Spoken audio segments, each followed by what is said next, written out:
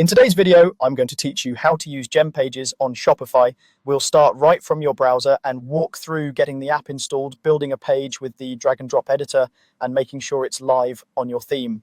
First, head to the Shopify website, click the login button at the top right, then select your Shopify account. Once you're in, you'll land on your Shopify dashboard. On the left panel, look for apps.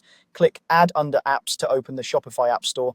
In the App Store, use the search bar to look for GemPages, open the GemPages listing and click Install. Shopify will ask you to confirm permissions, so click Install again to confirm. After a moment, GemPages will load and you'll be ready to build. Inside GemPages, click Create Page. You'll be asked to choose a page type. Pick the type that fits your goal, whether it's a landing page or a product page. Next, choose a template. Templates give you a strong starting point and you can preview them to see the layout before you commit. Now you're in the editor, and this is where GemPages shines. It's a drag and drop builder, so you can click and move sections, rows, images, buttons, and text blocks exactly where you want them. To edit anything, click the elements.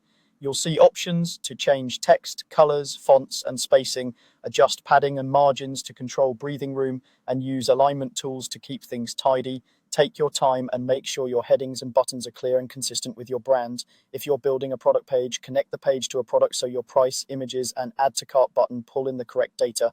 At the top right, click Product Assigned, select your products, and then click Confirm. This ensures the page displays the right product details in real time. When you're happy with the design, click Publish at the top right.